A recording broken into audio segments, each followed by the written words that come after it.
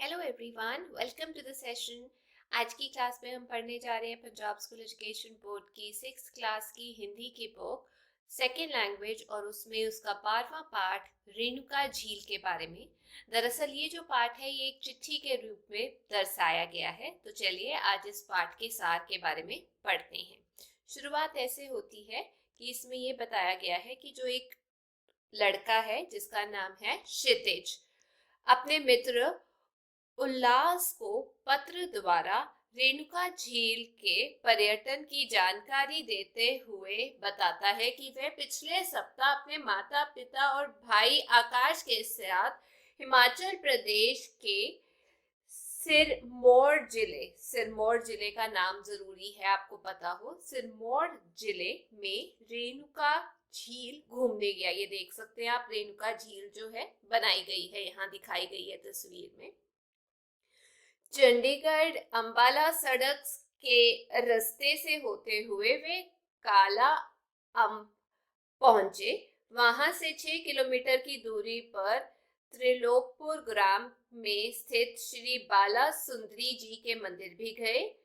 उसके बाद वह अपने दोस्त को बताता है कि यहाँ पर जो बाला सुंदरी मंदिर का निर्माण 16वीं शताब्दी में हुआ था। यहाँ से वे लोग 26 किलोमीटर दूर रेणुका झील की ओर चल पड़े। रेणुका के मार्ग में चलते हुए नाहन शहर आया। शिवालिक की पहाड़ियों में बसे नाहन को तालाबों का शहर कहा जाता है। यह शहर समुद्र तल से 933 मीटर ऊंचाई पर है। यहाँ पर थोड़ी देर रुकने और खाना खाने के पश्चात वे लोग फिर से रेणुका झील के लिए चल पड़े। रेणुका झील हिमाचल प्रदेश की सबसे बड़ी प्राकृतिक झील है। परशुराम जी की माता के नाम पर स्थापित रेणुका झील समुद्र तल से 672 मीटर की ऊंचाई पर स्थित है। दंत कथा है कि परशुराम की माता रेणुका ने अपने पति, यहां लिख देती हूं, ऋषि यम दानिक, ये नाम जरूर याद रखिएगा, के शाप के कारण एक झील का रूप धारण कर लिया था। रेणुका झील से कुछ आगे छोटा सा तालाब है जिसे परशुराम ताल कहते हैं। यहाँ माता रेणुका और परशुराम जी के मंदिर विशेष है। यहाँ पर बच्चों के लिए मिनी चिड़ियाघर है। नवंबर के महीने में यहाँ पर रेणुका का मेला लगता है। इस मेले में विभिन्न मंदिरों में शोभायमान मूर्तियां लाई जाती हैं। हजारों लोग इस उत्सव में भाग लेते हैं और इस पवित्र सरोवर में स्नान करते हैं। यह झील 3 किलोमीटर तक फैली हुई है।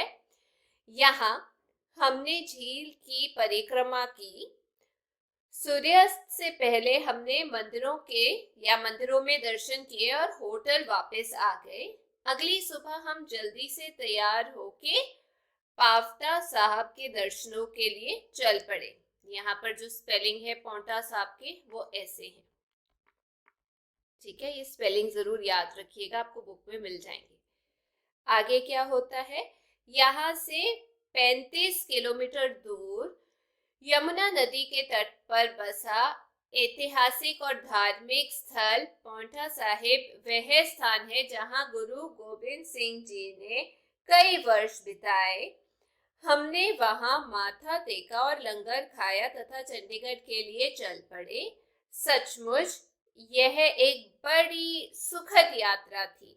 यदि तुम भी साथ होते तो और भी मजा आता। तो ये एक दोस्त ने अपने दूसरे दोस्त को बताया है इस पाठ में जो लिखा है। और अब हम चर्चा करते हैं इस पाठ में जो कठिन शब्द आए हैं उनका अर्थ क्या है। तो चलिए शुरू करते हैं। दिव्य शक्ति मतलब अलौकिक ताकत, धाम मतलब स्थान, बाल मतलब बचपन, निर्माण बनाना, तत्कालीन मतलब उस समय का, अगला प्रस्थान यानी जाना, बोटिंग नौका चलाना, चहलकदमी यानी आराम से चलना, सैर करना, अद्भुत निराला, दृश्य नजारा, पगडंडियां पैदल चलने का कच्चा रास्ता, रमणीय सुंदर, सुरम्य सुंदर, वजित्र मनाही, मांसाहार मांस खाना, शोभायमान मतलब आकर्षक सुंदर, उत्सव मतलब मेला, परिक्रमा चारों ओर का चक्कर लगाना। अगला कलरव पक्षियों का चहचहाना और आखिरी है परिणत मतलब बदल। तो ये था आज का पाठ। मैं उम्मीद करती हूँ आपको ये चैप्टर समझ आ गया होगा। वीडियो अच्छी लगी तो चैनल को लाइक शेयर सब्सक्राइब जरूर कीजिएगा। फिर मिलेंगे। Till then take care, bye bye.